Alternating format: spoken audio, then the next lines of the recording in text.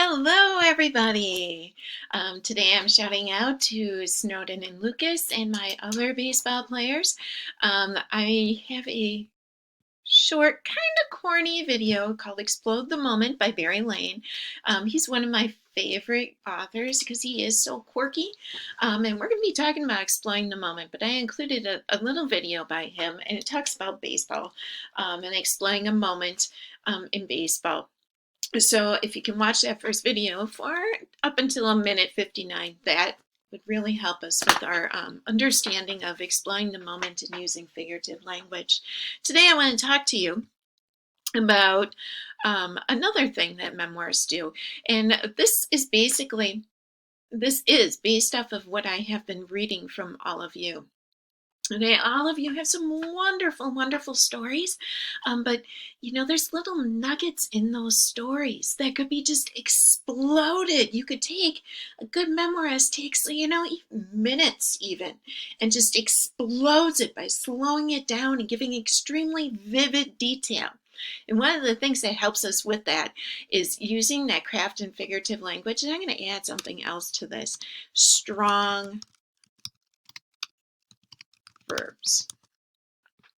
Okay, and I'm also showing you during this video how to use our Google site a little bit by showing you the different components that I have added there for you. Unfortunately, we're not in our room anymore where you can see our wonderful figurative language chart, but imagine that right in the front of the room. I did find something that was comparable online so that you can still look at figurative language, because I want you to start using more figurative language in your writing because it's going to make it just come alive. And I have my example. I have this also in my notebook, but I thought I'd make it easier for you to find. Here's my example of exploding the moment. I do have two prompts for you, but if you don't want to write to one of those prompts, I'm okay. The big thing is we're working on explaining the moment, taking a tiny moments in your life and exploding it, making it extremely vivid. Adding strong figurative language and verbs will help with that. It was Tuesday. That meant science experiments. I decided I wanted to use really short sentences. Every Tuesday, we did science experiments. In fact, we enjoyed the experiments so much, they often leaked into other days of the week. We specifically picked Tuesday because my husband shot trap on Tuesday, and that meant he wouldn't be in the house. He hated the messes we made, so we just wanted to take him out of the equation. One of our very favorite experiments was blowing up baking soda and vinegar. It was so fun to see the avalanche. I love that word because it gives us, just this rolling, cascading baking soda, cascading out of a jar, milk jug, or cup. This Tuesday was especially grand. We decided to throw a balloon on the top of the bottle, and we were filling up with vinegar and baking soda. Our hypothesis, notice some of the strong language that I'm using, was that the balloon would fill up and it would look cool.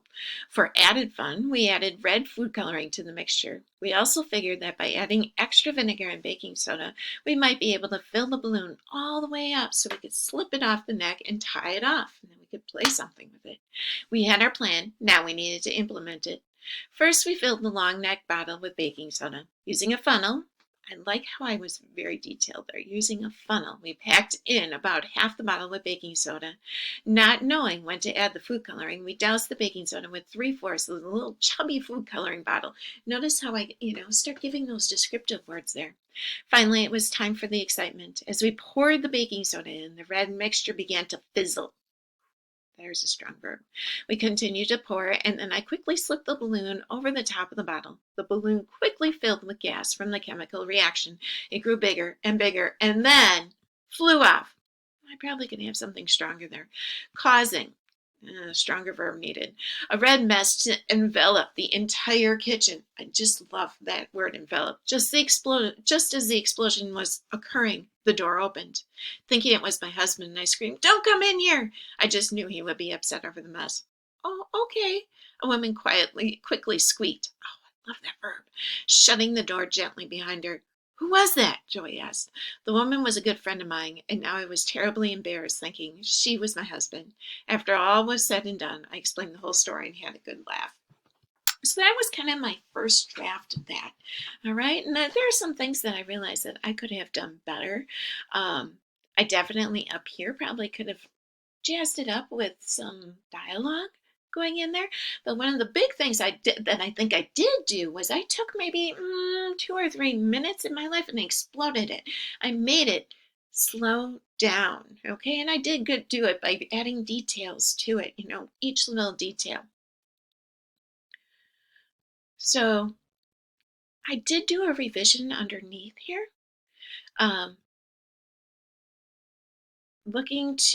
We look for adding how I added in some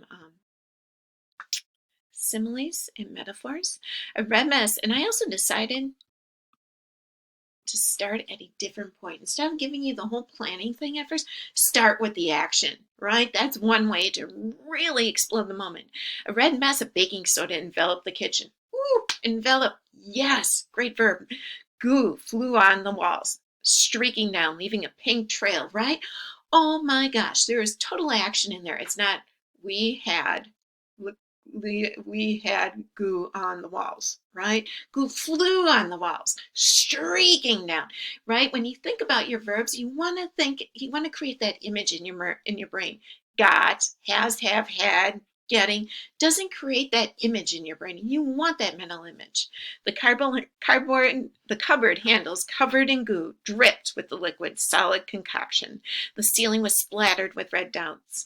Joey and I survived the explosion, but our noses shined with red spots. We looked like Rudolph and smelled like pickles. Just moments before, we are experimenting with food-colored baking soda and vinegar. All right, notice having those similes in there definitely adds to the feeling that you are actually in that moment. And then I kind of go back in time and talk a little bit. But I've been talking to you enough here because I can't wait to read what you have to write about. So after you watching my video right now, you're going to watch Barry Lane's video where he really slows things down. Again, a little corny, but I love him. You're going to write to one of these two prompts in our focus today. And if you don't want to write about one of these two prompts, you prefer one of your other brainstorming ones, I'm totally okay with it. But we need to focus on exploring the moment and using that figurative language, okay? Don't forget strong verbs. Okay, after that, continue reading for 20 minutes and document in your reading log. Okay, some of you are doing wonderful with that. And then finally, please, please, please, if you didn't do it yesterday, please make sure you send me your journals because it really helps to be able to see continual feedback and look back for both of us of how you can improve. I am so looking forward to reading your writing today. Hope you're all doing well. I'm thinking about you. Miss you. Have a great day.